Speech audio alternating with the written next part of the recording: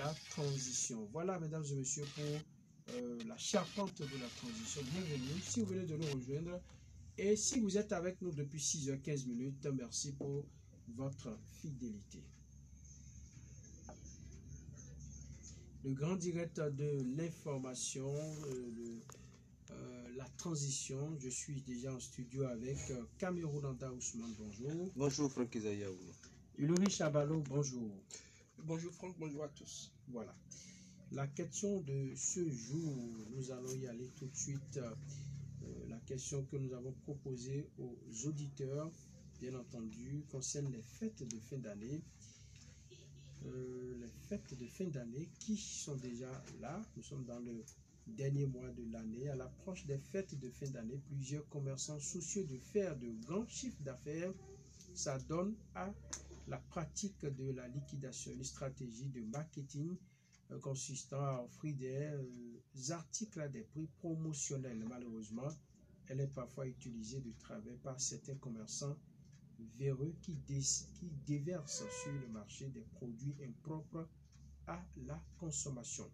Face à cette situation, quel réflexe doit avoir l'acheteur pour éviter de tomber dans de pareils pièges? La question, elle est toute posée. Ulrich Chabalo, on va y aller, bonjour. Oui, bonjour Franck. C'est vrai que généralement au cours de la période qui amène à la fête, qui conduit aux fêtes de fin d'année, on remarque sur le marché et notamment installé à des coins de rue des stands de vente, généralement des produits, des boissons, des amuse-gueules comme on le dit, et bien d'autres produits. Et ça se passe également dans des boutiques, dans les supermarchés ou dans les rayons. On retrouve en tout cas beaucoup de nouveaux produits qui sont exposés pour en tout cas proposer aux clients. Et il se fait que dans le rang de ces commerçants qui veulent profiter de la période où tout le monde veut bien s'offrir une belle fête, veut s'offrir quand même de bons moments de fête, on profite de cette période-là pour proposer également des produits qui sont quelque peu impropres à la consommation. C'est quoi le truc? C'est que nous avons un stock, par exemple, de produits qui arrivent à expiration, des produits qui ne devraient plus être consommés à une date T. Et quand on sent que la date est proche, ou alors que cette date-là est même dépassée, on fait des stratégies, on prend des dispositions. Il y en a même, j'ai suivi avec l'équipe départementale une descente sur le terrain pour contrôler ce de quoi nous parlons maintenant. Et il s'est fait même que parfois dans les boutiques on prend des lames pour pouvoir effacer carrément la partie qui porte l'inscription de la date où le produit ne doit plus être consommé. Et donc des stratégies sont développées comme ça par ces commerçants-là pour tromper la vigilance du consommateur qui achète sa mort avec ses propres sous. Et pour cela, il faut qu'on prenne des dispositions comme la question du jour demande là de savoir. Des dispositions notamment sont prises déjà au niveau des autorités, parce qu'il a parlé tout à l'heure d'une descente de contrôle. Ça s'effectue régulièrement, mais ça n'arrive toujours pas à mettre la main sur tous les mauvais commerçants, tous les commerçants véreux qui sont sur le terrain et qui s'adonnent à cette pratique-là. Donc il faut nécessairement que la vigilance de la population accompagne, que la vigilance du consommateur soit également de mise, histoire d'avoir le cœur net sur ce que nous mettons dans notre bouche et qui doit en tout cas rentrer dans notre estomac. Vous savez, quand on consomme quelque chose de pourri, quelque chose qui doit nuire à notre organisme, c'est difficile de gérer quand c'est déjà dans le ventre, c'est déjà dans l'estomac. Et donc il faut contrôler, il faut voir si la date est bien inscrite sur la chose, si la date est dépassée, ou alors si c'est toujours dans une période où vous avez la possibilité de consommer sans prendre de risques. Je crois qu'on reviendra sur d'autres stratégies, d'autres manières de faire pour s'assurer d'acheter de bons produits, surtout en cette période où il y a beaucoup de propositions faites par les commerçants. Alors c'est là qu'on remarque que les commerçants ne visent que leur profit, les commerçants ne visent que le profit, peu importe ce que ça peut créer au niveau donc des consommateurs, ce n'est pas du tout leur souci. Et là, la question qui est posée, le réflexe surtout. Parce que bon, c'est vrai, si les services compétents arrivent à dénicher, à déceler ces manières frauduleuses-là de liquider les produits, c'est tant mieux. Maintenant, si ça ne se fait pas au niveau de nos populations, en tout cas, il faut qu'on puisse faire quelque chose pour nous tirer d'affaire. Qu'avez-vous, Nanda Ousmane? Oui, c'est d'ailleurs le bien fondé de cette rubrique et également de cette question du jour qui est bien choisie. Vous l'avez dit, certainement que les responsables au niveau de la direction départementale du commerce, sinon au niveau du ministère du commerce, font déjà un travail en descendant périodiquement au niveau des supermarchés, au niveau de ces rayons-là pour contrôler ces produits impropres à la consommation, ces produits avariés. Si ce travail-là est fait, vous savez, le travail ne se fait pas tout le temps. Si le travail est fait, il y a certains produits qui sont saisis. Peut-être qu'il y a des commerçants véreux, une fois que ces responsables au niveau de la direction départementale du commerce, au niveau du ministère du commerce, une fois que ces responsables-là partent, c'est que ces commerçants véreux introduisent également ces produits impropres à la consommation. Ou s'ils ont l'information, s'ils ont pu avoir l'information que les agents de la direction sont déjà sur le terrain pour ces fouilles-là, il y en a qui vont rapidement retirer ces produits-là et déjà quand le contrôle va partir, parce que ces commerçants s'informent beaucoup plus. Et il y en a parmi ces responsables de la direction départementale du commerce du ministère qui sont également des commerçants. Il y en a qui ont leurs parents commerçants et qui les informent également, et qui leur disent nous descendons sur le terrain, parce qu'il y en a forcément qui les informent donc rapidement. Il y en a qui enlèvent ces produits-là. Et si le contrôle finit, ils vont réintroduire ces produits-là. Donc vivement que les populations puissent être suffisamment vigilants. C'est le lieu de rappeler ces populations-là à la prudence. Il y en a qui sont prudents. Mais ne demandez pas à un parent qui a quitté loin, à un parent qui ne sait pas lire ni écrire, mais qui veut faire ses emplettes, et qui va au marché, de commencer par chercher la date de péremption.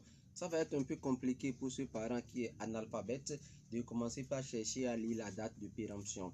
Maintenant, moi, j'aurais proposé que, sinon je proposerais que ces parents se fassent accompagner, parce que dans chaque famille, tout le monde aujourd'hui, on dit que chacun pratiquement doit aller à l'école. Donc dans chaque famille, il doit avoir tout au moins quelqu'un qui soit allé à l'école.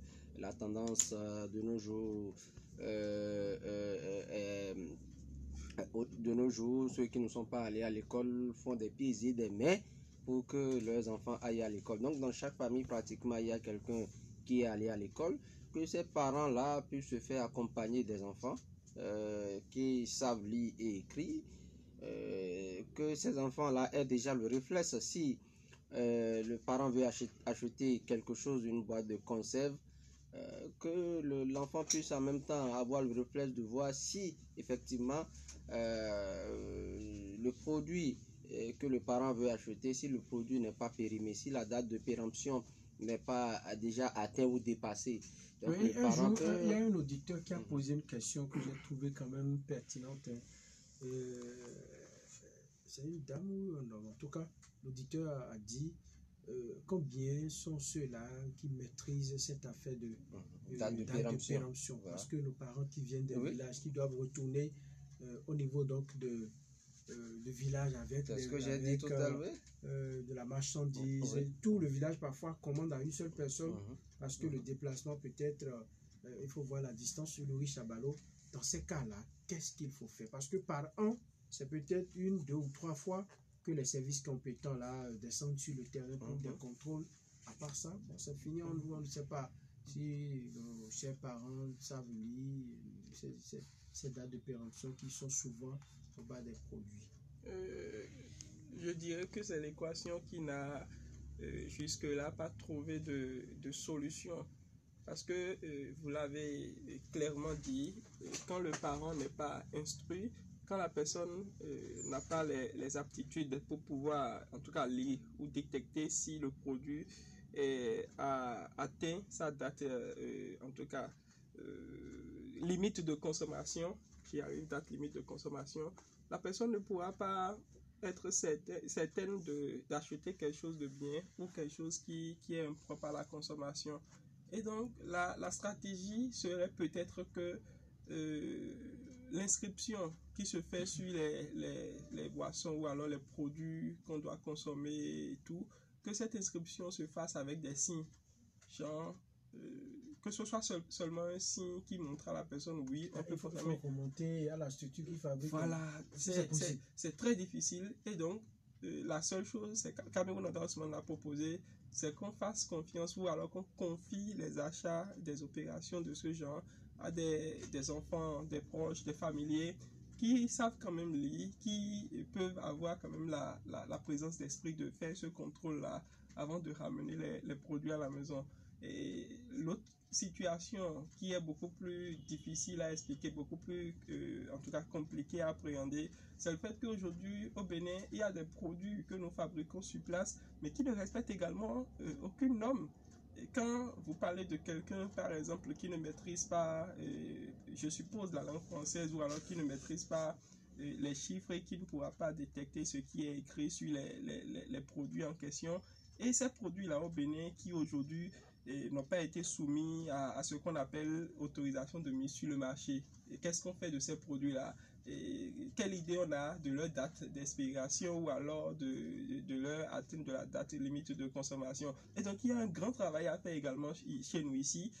Pas plus tard qu'hier, on a eu à passer dans notre journal parlé, notamment de 13h, les explications de ce cadre-là du ministère de l'agriculture qui a expliqué que c'est nécessaire. Même, vous savez, le gari que nous prenons devrait être soumis à ce processus-là. Mais ça ne se fait pas. Si vous prenez du gari, on ne sait pas combien de temps ça fait. On se dit que c'est chez nous, c'est fabriqué chez nous au Bénin, donc il n'y a pas de problème. Qui vous a dit que le gari, en tout cas, se gâte ici? Il a dit ça, le spécialiste a dit ça, ce n'est pas moi qui le dis. Même le fromage que nous prenons, est-ce que vous savez quand est-ce que ça... Mais là, c'est un problème de conservation, non?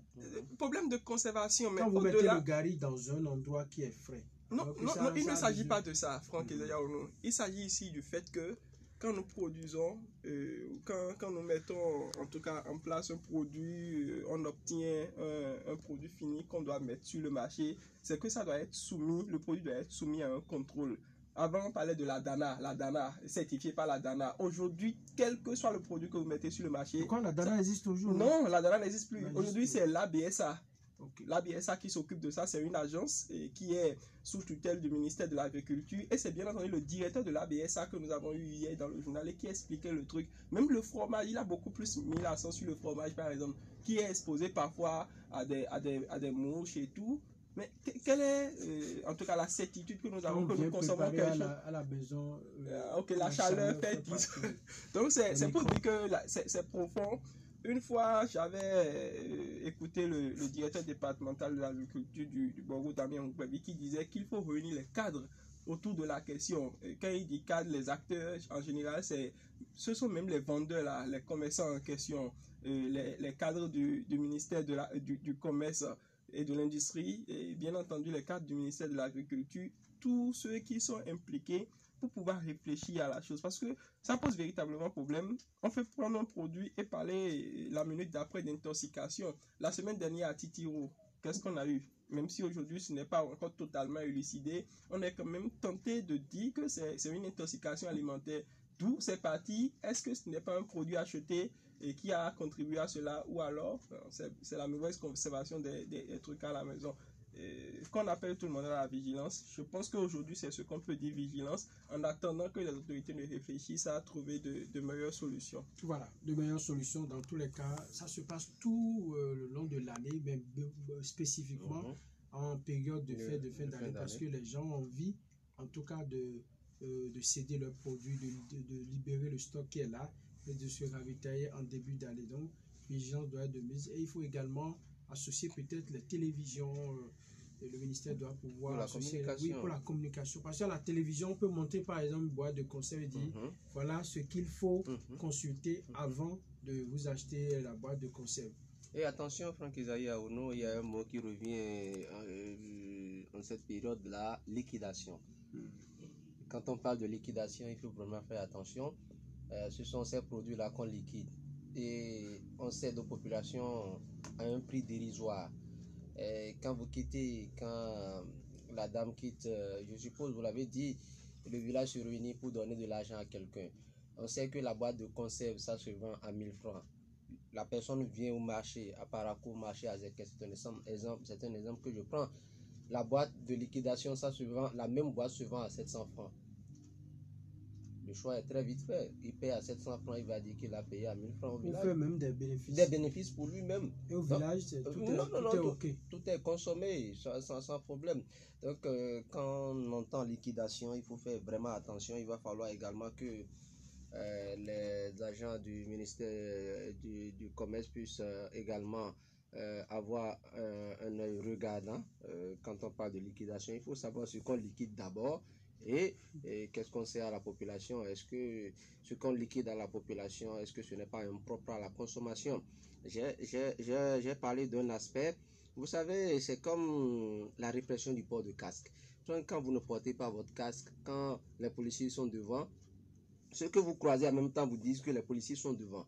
C'est comme ça quand la répression commence, ces boutiquiers, ces responsables financiers, justement, se passent le code et rapidement, s'il y en avait qui étaient impropres à la consommation dans les rayons, on les sort rapidement.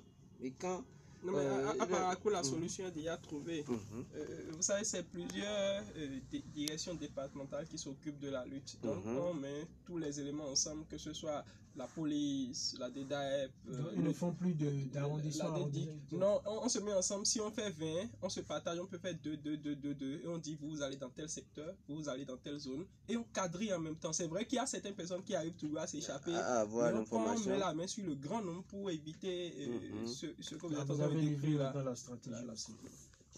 Les commentaires sur la question. Godonou Desmagnons Augustin, bonjour en direct depuis Misrété, derrière la grande prison civile. Dieu est au contrôle, sinon moi, je me demande si on peut arriver à les contourner. Je vous laisse le micro car je m'apprête pour la criette, car aujourd'hui c'est un grand jour.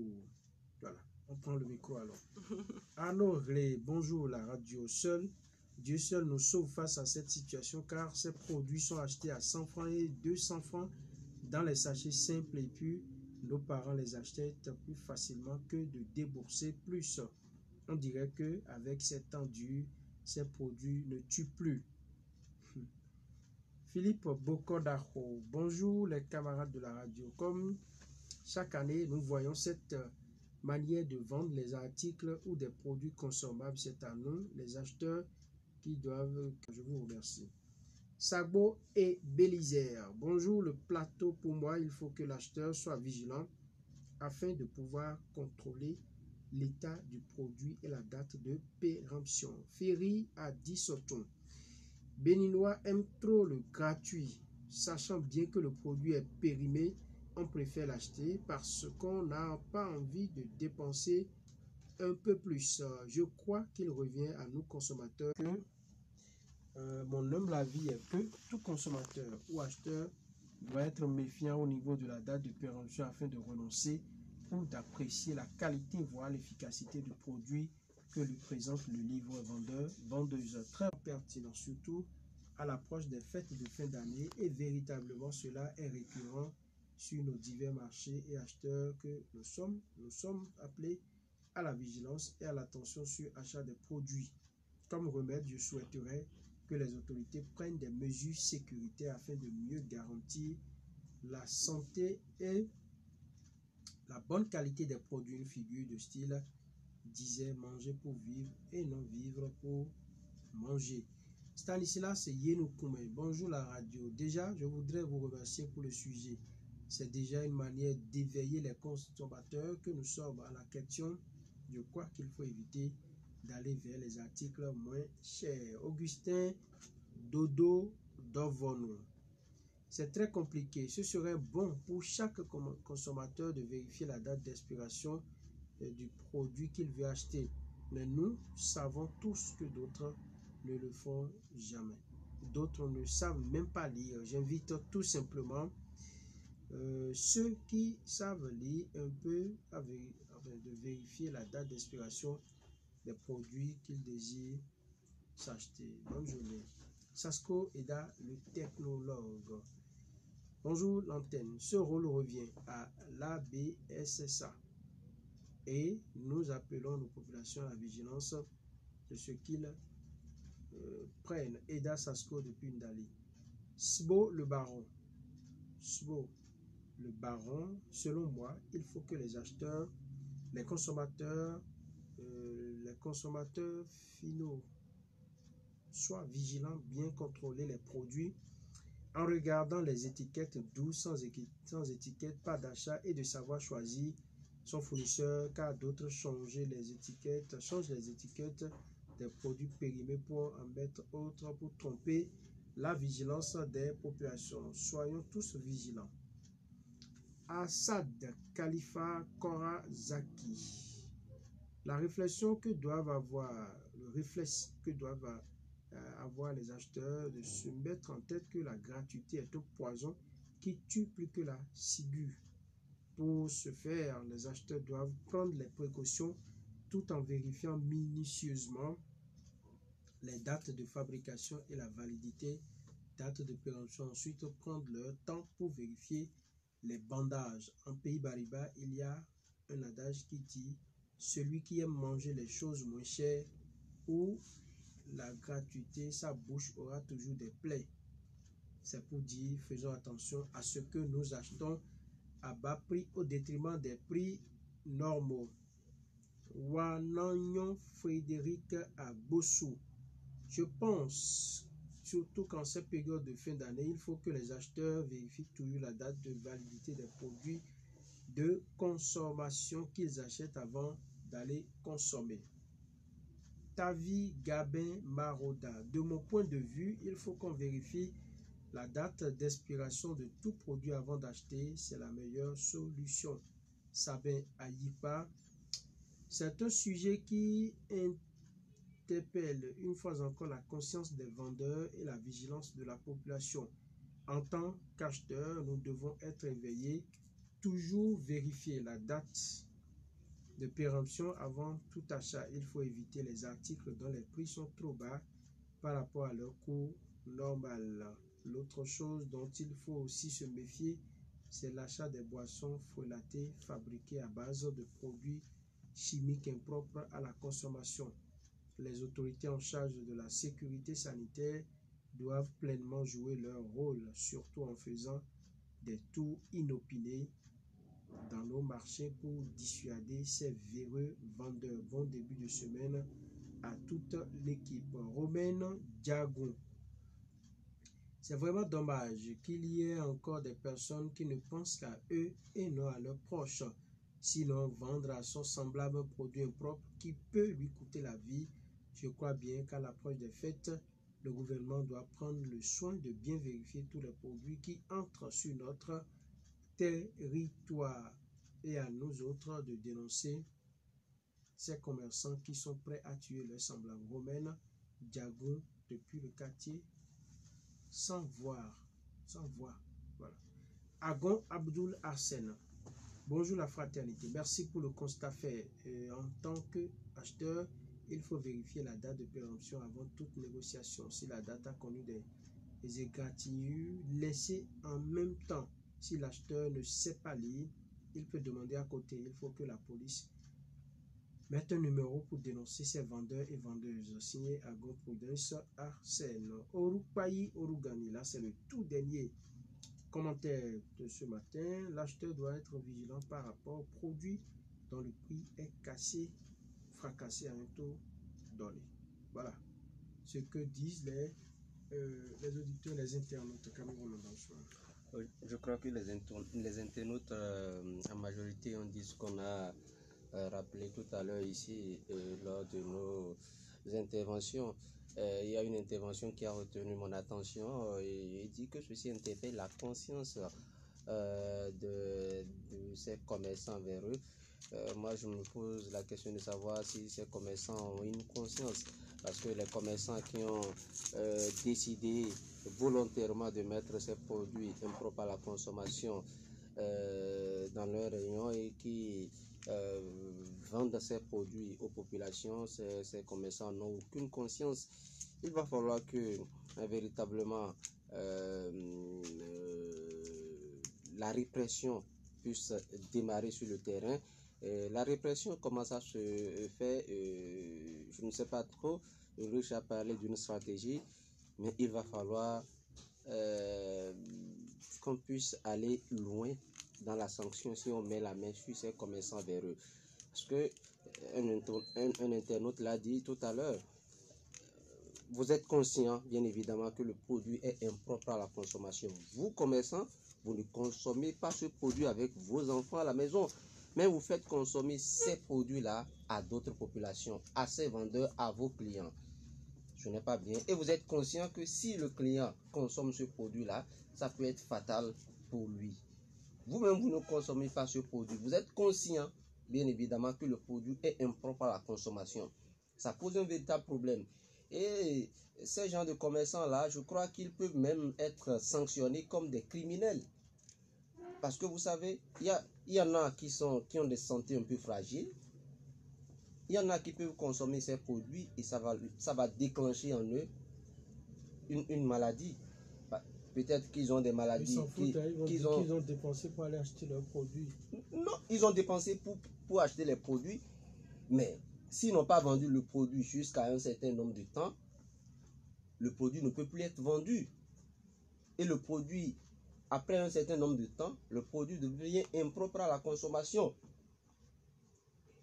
Et je crois que si déjà le produit est impropre à la consommation, on doit mettre le produit à la poubelle. Mais vendre ce produit aux populations, je crois que c'est... s'ils étaient professionnels, je parlerais d'inconscience professionnelle, mais ils ne le sont pas. Il va falloir que les structures compétentes puissent jouer véritablement leur partition. Nous, ici, nous sommes en train de jouer notre partition, vous l'avez dit.